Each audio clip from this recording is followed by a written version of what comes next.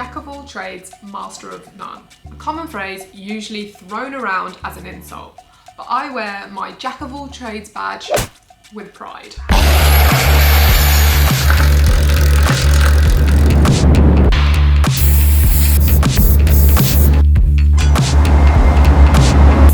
I didn't always feel this way though, and I used to get a little bit embarrassed by the fact that I couldn't define myself as either a painter or a sculptor. And even now, sometimes I trip up when people ask me to define my practice. I'm like, oh well, I'm an artist. I mean, some people might think of me as a designer, but also I like to draw sometimes, and sometimes I make stuff, and I suppose I make YouTube videos now, so I'm a content creator. I am totally a jack of all trades, master of none. But you know that's not the end of the quote, right? The full quote is, Jack of all trades, master of none, often better than a master of one. Over time, I have totally embraced the fact that I have the ability to transfer my skill set. I don't want to be put in a box. I hate boxes. I don't want to be just one thing.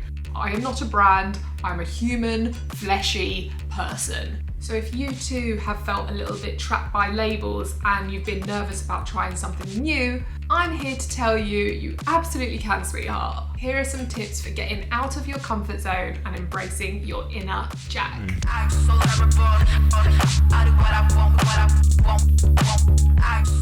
Hello everyone, welcome back to my channel. My name's Hannah Bennyhood. I'm an artist and architect, and on this channel I share my creative journey and the lessons I've learned along the way. If that's something that interests you, be sure to give this video a thumbs up because it really helps me, helps the algorithm, blah blah, you know the drill. And also subscribe to my channel to see more. We're doing it, we're doing the twice a month. It's happening, people. Let's jump straight into it. Tip number one, you need to embrace learning from zero, like from a baseline of no knowledge and then beginning. I know for some people this can be really intimidating, but for others, including me, I kind of have this thing that when I see someone do something, especially if it's a man doing it, I look at it and I think, I could do that. And I'm not quite sure where I find the audacity. The audacity! The unmitigated gall! To think this way, but here's my theory. I personally think it's because most of us, including myself, are just kind of average. We're not like brilliant, incredible people. And so when I see someone doing something, I think, well, if they could do it, so could I. And nowadays with YouTube and Instagram and TikTok and Skillshare and Reddit, I mean, there is nothing you cannot learn how to do online. For me, actually, personally, this is where the fun is. The fun for me goes from like having absolutely zero knowledge to then suddenly being able to do something. Like that for me is a lot more rewarding, and that nicely leads me on to tip number two. You need to let go of perfectionism.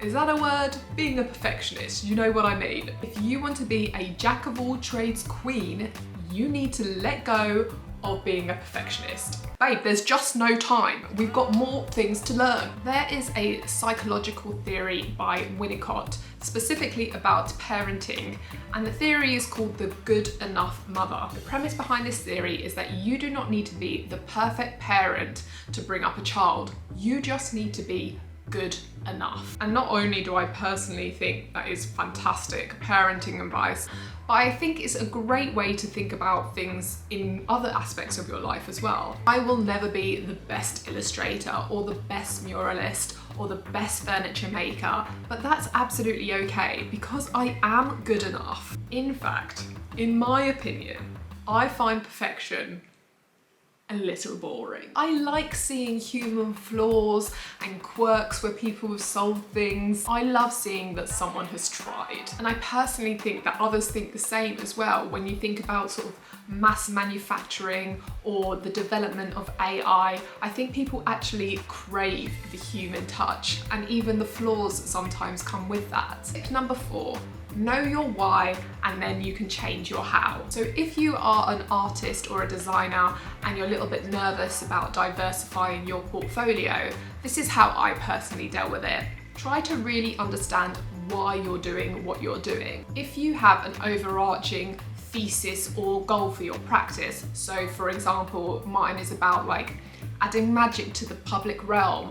It's about telling stories that advocate for myself and for others. And it's all about connecting with people. Because I have that as my thesis, it doesn't really matter how I go about it. Simultaneously, I have been working on my art style, which I can use across mediums, and I made a whole video about developing your art style, and I will leave it in the description below if you want to check that out afterwards. So if you want to be more of a jack of all trades artist or designer, think about your why, and then you can be more flexible with your how.